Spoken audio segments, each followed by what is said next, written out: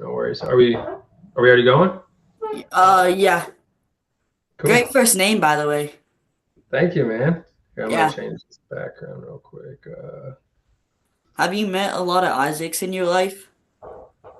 Um, I've met a handful, but I haven't. I mean, I feel like it's probably like 10 or less. Not a lot. That was part of the reason I want to do the interview with you because I like that your first name is Isaac. So I appreciate that. I like that too. And you spelt it the right way. yeah. Do you probably have like 98% of people spelling it Issac? Exactly. Yep. Yeah, you just have to get used to that, man. It's never gonna change. Yeah, I just started accepting it. I don't change people anymore. Yeah, right on, man. So Yeah. you got a lot of memorabilia back there. Yeah, I collect a lot of stuff. It's super cool. Nice, dude. You like Corbin Carroll too? Yeah, I'm a big Corbin Carroll fan. Yeah, me too, for sure. Cool. Do you have a favorite baseball team or do you just like Carroll? D-backs my favorite baseball team in the MLB for sure. Still love D-backs. I'm from Arizona, grew up there, so that's my squad for sure. I was pretty sad last year when they, not last year, but the year before 23 when they weren't able to pull it out. I thought they were gonna do it. Yeah, we were so close in 23. Yeah, for sure. Then in 24, with that tiebreaker with the Mets and the Braves, it was pretty tragic. For sure, man. But we're still staying strong, and it seems like there's good things happening over with the D-backs. So see what Yeah. happens this year. Do you think we're gonna beat the Dodgers for first in the NL West? Uh, I think anything is possible. It's not going to be easy, that's for sure, but I think anything is possible. So we'll hope for the best. For sure. But what's up, guys? Welcome back to my YouTube channel. In today's video, we have an interview with Isaac Hess, of the Party Animals. Thank you for doing this with me. You're welcome, man. Could you please tell me about your role with the Party Animals? Last year, remember, I'm not with them anymore, but Yeah, last year, I was the pitching coach for them, and yeah, so 2024 I went on tour and I was a pitching coach with Baba and Ant. Ant was the hitting coach, Baba was the manager. that's cool. So the tour is going on right now. Are you just at like home with your family, or did you like step aside from Banana Boat? How did that work? Good question. I am at home with my family. I'm still in Savannah. We moved out here from LA for me to take the job and with with the party animals, with the organization. And um, yeah, I guess all I can really say is it didn't end up working out. I wanted to come back and roll with them again, but sometimes it doesn't work out how you think it's going to, and that's just how it worked out. So, but everything's good and just taking it day by day now. Cool. Is the goal one day to get back in Banana Boat? That's a good question. I don't know. I don't really ever close any doors. I try not to ever be somebody that burns bridges or closes doors. So I think I left on good terms, and I don't know. I guess we'll have to see how the future plays out. Cool. Yeah. Last year when you were part of the team, if you could have got one Banana Ball player to switch teams and join the Party Animals, who would it be? Oh, that's a good question too. I think the way that I saw it relative to the like wins and losses factor and a huge impact that could have made for us, Flash, to be honest with you, because we didn't really have a designated runner, and he was such a difference maker in so many key situations. Plus, he's got great energy, and very entertaining, and just his overall aura to me was pretty party animal ish. So I would say if I had to answer him, or I also thought Oberst would have been a potential party animal. He could slug, so I thought he would have been a good fit too. That's cool. Both those are good answers, but I thought you would have went with the pitcher after becoming a pitching coach. Yeah, I mean, I think all of our pitchers were overall more solid than theirs. For the most part, they had Niznik had a great season. Scooge was pretty solid too, but I don't know. I'm sticking with my answer. Flash or overs. Probably Flash as far as like his role and the difference that I think he would have made um, in some close games that we could have won that we weren't able to pull out. Cool.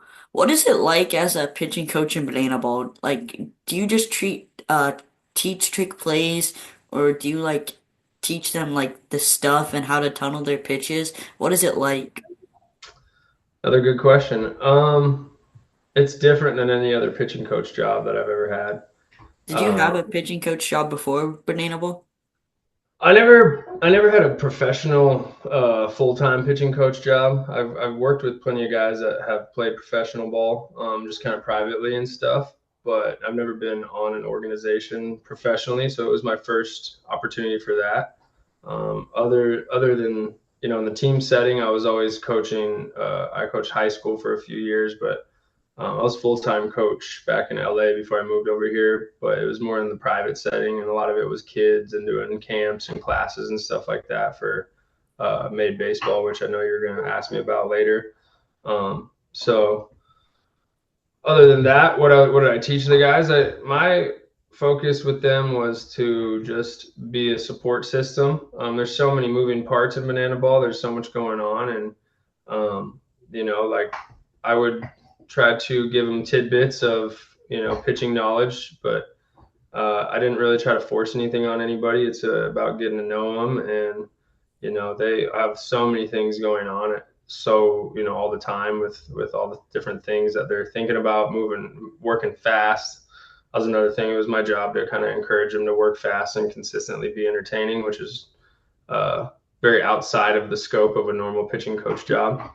Usually you're doing the opposite, telling them to stay within themselves and like not work too fast in regular baseball, but and just keep an even keel. But if they weren't celebrating enough or moving fast enough, then that was my job to get on them for that.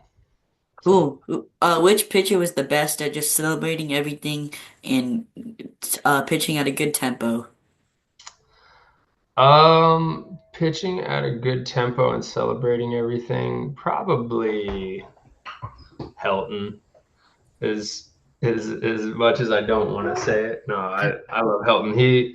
He's banana ball for sure. He works fast. He's super entertaining. He knows how to work up there.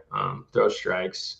So obviously Fluke too. Fluke was I think one of our top MPI guys. So minutes per inning. He worked pretty fast as well, and he was always very entertaining to watch. So probably Helton or Fluke. Cool. Did the pitchers ever like come up to you and like ask how they could get their minutes per inning down, or is it kind of just go out there and see what you can do? I wouldn't say that they directly asked me that question. It's more about, I mean, to get your minutes per inning down, you got to throw strikes. That's the main thing, and be able to pitch to contact. So, no, the answer to that is no. Nobody really asked me that. It's just get the ball, get up there, throw strikes, try to make them hit the ball, and produce soft contact so that your defense can make trick plays too. Cool. Who was the funniest party animals player last year? Um, Overall, I would have to say probably Delano or Rodriguez, two entirely different guys, but Delano's got such a unique style, and he's very much himself, which I always respected, and just his overall style really had me laughing a lot. And Rodriguez, you never knew it was you were going to get from him. So both those guys, if I had to choose one or the other, probably Delano. Cool. Is he like funny where it's constantly jokes, or does he like pick his spots and they're hilarious when he decides to talk? He's never actually trying to be funny. He's just funny because yeah, he says what's on his mind and he's real and he doesn't care what anybody thinks, which I always love about people. Um, so yeah, I think that the answer to that is yeah, he wasn't trying to be funny. He didn't really tell many jokes. He just said it like it was, and I thought that was pretty hilarious most of the time. Cool. So let's say you're talking to a young kid that wants to become a pitcher one day. What is the best piece of advice you would give him? Best piece of advice? Oh man, there's so many. I guess the main thing is don't be outworked. Don't let anybody outwork you. You got to get a little bit better every day. And one way that you can really do that tangibly is make sure that when you go out and throw, you're never just warming up. You're never thinking about it as warming up. If you are a young kid and you have the discipline to be focusing when you're throwing each time you throw and thinking about getting a little bit better with each throw, and instead of just like, you see so many young kids just kind of throwing from different arm angles and just not really taking it seriously when they're warming up. It's easy to point those kids out. So yeah, don't be outworked, and like be intentional with every throw as much as you can. Cool. So Major League Baseball and just baseball in general has had this in steady like rise of arm issues. How would you like manage your arm so you don't hurt it, but you also are still on the field for your team? Another great question. Listen to your arm. Don't worry about velocity. Don't do the stupid pull downs that so many people do. That's all over the internet. Like don't worry about. I mean, there's a time and a place for that, but I think that it's far. It's just overused and over spotlighted as something that is like cool if you hit 95 at like from 10 feet away on a full crow hop, on the gun, and everybody freaks out. Or even if you hit 90, like that shouldn't be what you're doing. You should be throwing every day. You should be not every day, but working long toss, taking good care of your arm, doing your arm exercises. He's pretty controversial, but I followed him quite a bit, especially since he's been out of MLB. Trevor Bauer, like research, find guys like Trevor Bauer who's just kind of a freak about his craft. Yeah. He really likes to get better, and he's very hungry. So he's got a lot of stuff out there that is really helpful for young guys, I think, relative to just general routines and how to increase your velocity and take care of your arm. Yeah, Trevor Bauer's YouTube is awesome. Yeah, he's got a lot of helpful stuff out there. If he was just a little bit nicer, I think, and a little less brash, then he'd have a whole lot more support. He is who he is, though. He's a competitor at the same time. So I used to not like him so much. I still don't like that he did what he did to Terry Francona. I don't know if you remember that when he Yeah, where he chucked the chucked it ball. over the wall. Yeah, that really hurt his reputation. So I mean, that's another piece of advice. Like, never ever do anything like that because that can just follow you around forever. And I think even MLB teams know how good he is, but it's like when you do something like that, you can kind of blackball yourself for a long time. So always maintain a high level of respect for your coaches in the game in general if you ever want to make it to the next level. Yeah, he's super entertaining, but he's also really controversial. Yeah, for sure. If you could get one MLB player to join the party animals, who would it be? I mean, that depends. Depends on if it was for me or for the overall good of Banana Ball. You You can know, answer both if you want. I'd say for Banana Ball, maybe a guy like, I don't know, Jazz Chisholm or something. He'd He be might. electric. Yeah, he would fit in. He's got the swag, and he's all about kind of the flashiness, but or another, from a pitcher standpoint, a guy that would be pretty.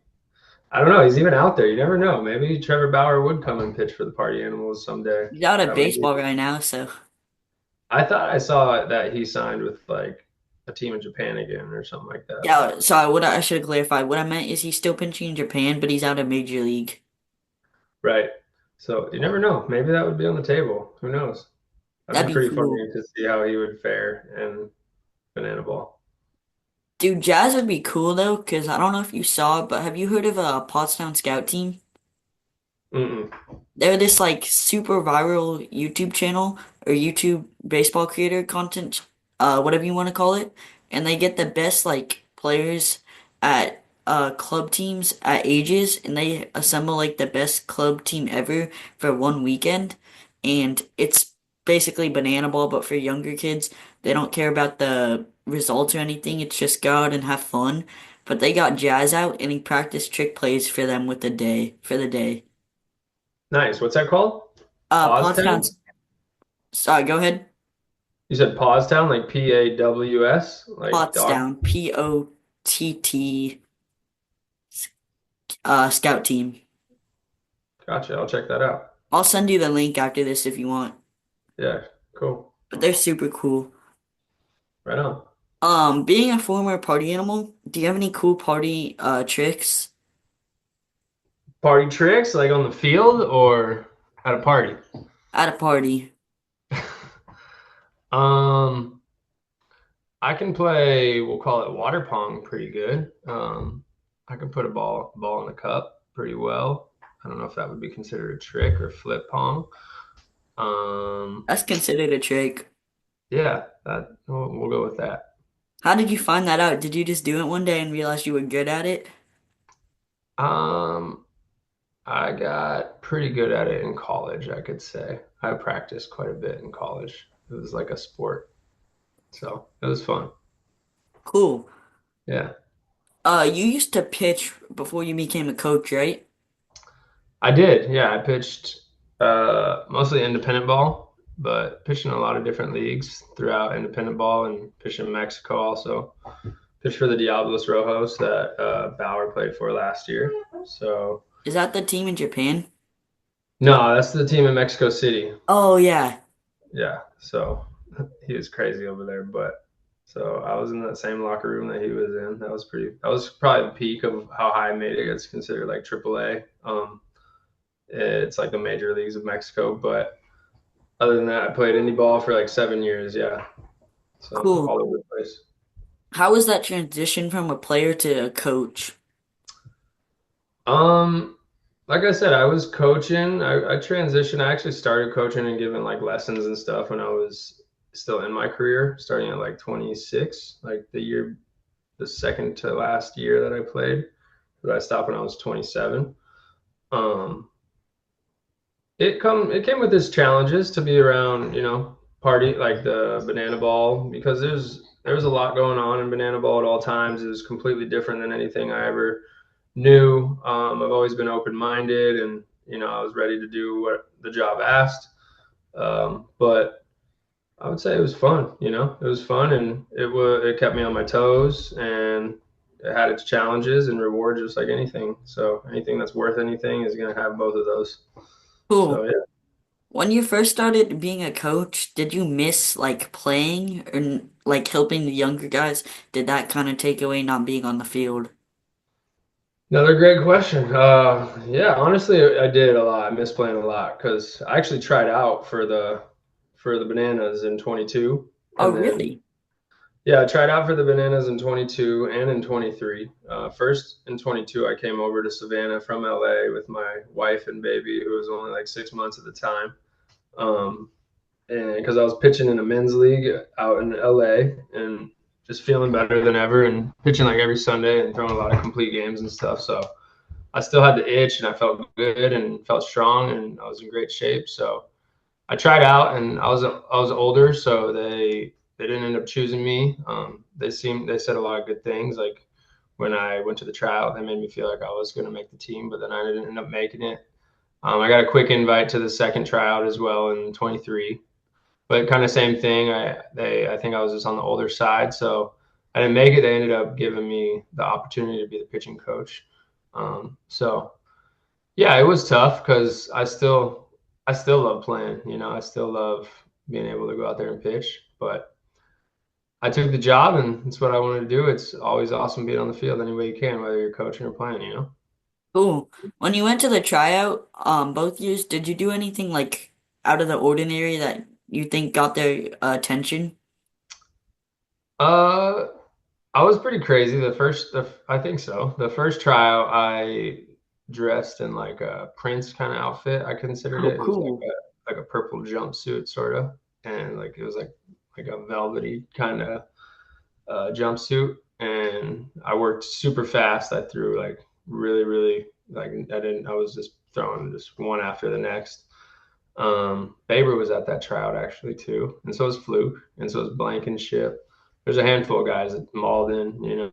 So That tryout, yeah, I worked really fast and I felt like I pitched well. Same thing with 23. I wore, they actually asked me to wear like a pink morph suit because they told me they wanted me to potentially be a pitcher for the party animals and like pitch throughout the year if I made the team like with a morph suit on.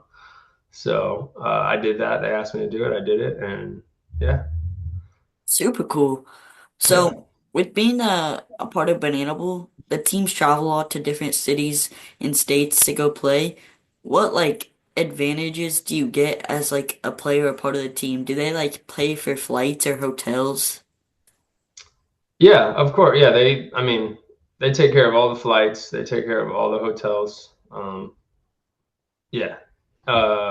You get a little bit of per diem money, which means like meal money on the road. And Oh, then, yeah, they feed you at the ballpark really well. That was one of the nice perks. Like there's always food, always a lot of food around. Other than that, like, I mean, yeah, I think that's about it. Like if you go out, like they're always looking to try to give you little things here and there. Like there's something going on here for the FFE, like Fans First Entertainment, the organization. If you want to come to this little event, that happened a couple times here and there. So yeah. cool. So basically, they treat their players how they treat their fans. Uh, yes, Yes and yes. no. It's not like they treat the players pretty good. They treat the fans even better, I would say. It's yeah, they do a really good job of treating the fans really well, and they treat the players pretty good. Cool. Last year when you were on the party animals, which player in the whole throughout all the teams, the firefighters, the bananas, the party animals, which character do you think fits Banana Ball the best? Hmm, another good question. I mean, with how crazy he is, and you never really knew exactly what you're gonna get. I gotta give it to Helton. Helton. He's a pro. He's a banana ball. He's got it in his blood.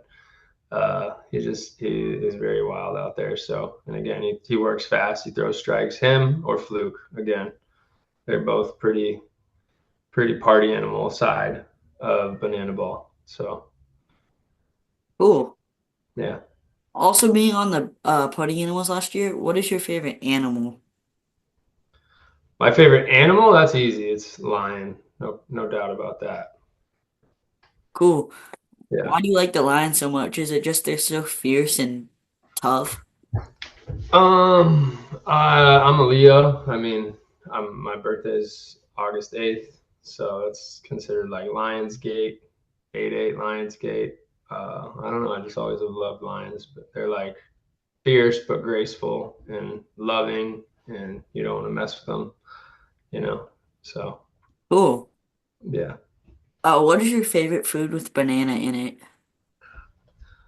My favorite food with banana in it is believe it or not, my wife is Brazilian and she turned me on to like a banana cheese Nutella quesadilla. So you make like a tortilla in the pan and then you put cheese on it and then you put little slices of banana in it and you just lather it up in Nutella and it's really good.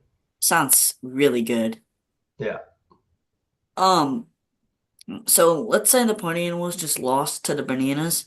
What is it like does it like suck, but at the same time you have to go out and make a fan's night by taking a picture with them? Um, yeah, it's never fun to lose, but in banana ball it's different, like it's probably going to feel a little different next year because of the fact that they have the I don't know if you knew, but like they're going to have 6 teams next year and they're starting like the banana ball championship league is what is supposed to be on the plans for banana ball moving forward. So, when the wins and losses don't really matter, essentially, it's more about your pride and your ego. And when you get to go out there and make fun moments for people after the game, like as long as you're not losing night after night after night, like it's much different. So I guess the short answer is like, no, it didn't matter all that much. Like it's not fun to lose, but it's a lot different than regular professional baseball where you're trying to win for like play for a championship. So we'll see how that dynamic changes next year when games and wins and losses actually matter, you know. But it was one of my favorite parts of banana ball was the plaza parties and going out and just being able to connect with people and create good moments for them. Cool. Yeah. It's fine if you can't, but could you leak the six teams that are gonna become? Are they still gonna keep like the party animals, the bananas, the firefighters? Yeah. I don't know. They haven't told like last year in 2024, like towards the end of the year, they told us about the tailgaters, and then they like pretty soon after that in the draft that they did. Did you go to the draft or did you watch the draft? I watched it, but I didn't go to it. Yeah, so the draft they released the tailgaters. Those are coming out this year. I don't know. I'm not even sure if I imagine they have an idea of who the next two teams are, but I'm not even sure if those have like totally developed yet. So yeah, I don't know. We Cool, just know of the four, and I believe that they fully intend on having all four of the current teams to be next year. cool. What was your main goal behind creating Cage List? Cage list. So um, cage list, just so people know. Thanks for asking. It's Cage List is a marketplace for backyard batting cages that I created. I actually started it back in around the time that COVID hit in 2020. And if you have a backyard batting cage, which in Arizona there's a lot, right? So that's where I came. That's where it came. I came from. I was born in Arizona and grew up there. Played baseball there. Always knew of a couple people that had backyard batting cages. You know, you'll see some here and there as you're driving down the street in the backyard if it's poking up over the fence. So it just came to me like, why would you not want to rent that out if it's sitting in the backyard and not being used for a lot of the time that it's sitting back there. Even if your son is dedicated and he's using it for 2 hours a day, every day, there's still a lot of hours that you could otherwise be allowing other people to rent it out and make money off of it for you. So the goal is to be able to make it so all those people that have put their blood, sweat, and tears, or money if they hired somebody else to build it for them, they can generate some revenue and be the local facility for the people in their neighborhood, especially as club ball gets bigger and stuff. So ultimately, the main goal is to have like 5,000 plus batting cages listed on there and get Cool. people with transactions, get people renting them out every day. About how many listings do you have right now? We only have a few hundred so far, which it's been a grind to get those. And as you like any marketplace, it's challenging in the beginning because you're trying to have users and supply, which is like people that want to use your batting cage and then also batting cages for them to use. So it takes a lot of effort and energy and execution and marketing and stuff. So make sure that you tell all your friends in club ball about cage lists and anybody that that owns a backyard batting cage to list. It's free to list their cage. So Cool. Yeah, I was just gonna tell you, my neighbors, they have a full backyard batting cage, and I go over there a lot, hit off their tee. So I'll tell them about it and see if they can list on yours. yeah, for sure. Absolutely appreciate it. No problem. But that's genius to just rent out cages when you need your swing to feel better before a tournament. Yeah, I mean, what other, I don't, what area of Arizona do you live in? I'm in Gilbert. So you're in Gilbert. We actually have one out in Gilbert, not too far from you. And it's really nice. It's got like a little trampoline in the backyard and it's got like a Oh, really cool cool. backyard. So yeah, you should check that out. And then, yeah, I forgot what I was going to say, but there's, there's just tons of opportunity there and hopefully everybody in Arizona wants to list it. So yeah, tell everybody you know. That's cool. What also wanted you to start Made Baseball? And what is Made Baseball? Made Baseball is my other company that focuses on private lessons. So originally, I was just kind of doing my own private lessons, and then I wanted to brand it. And Made stands for motivation, appreciation, dedication every day. And we kind of focus on teaching mindset as the primary uh, priority for young kids, because that really is the main thing. Is over anything is like how you go about your business and how your attitude is about the game. So we have coaches mostly in LA because that's where where I really got it going. And but the goal there is to just be able to have a platform for any coach that is serious and a good fit for mostly kids to do lessons, but we work with anybody.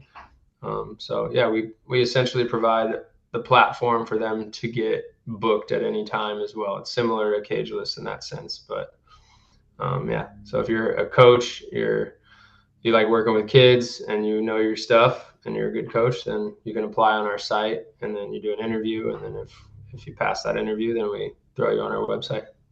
Dude, that's cool. With the mental side, I think that's super big because I feel like a lot of kids, even some teammates that I know, they kind of get burnt out of baseball by age 11 or even 12. And that mental side, I don't feel like it's touched enough. Yeah. Even today, like, right, I'm doing a lesson with a 8-year old and I had to, the parent is talking about mechanics and stuff for an 8-year old. And a lot of it is like, you just have to know how to think. You have to learn how to think as a player, and you have to learn how to be resilient, and you have to also teach the parents. A lot of the parents are the ones that are essentially to blame for the burnout because they don't really understand uh, that having fun is they lose sight of the fact that having fun is the most important thing, and just creating a mentality of getting better every day. So that's what helps you in life also, so Yeah, for sure.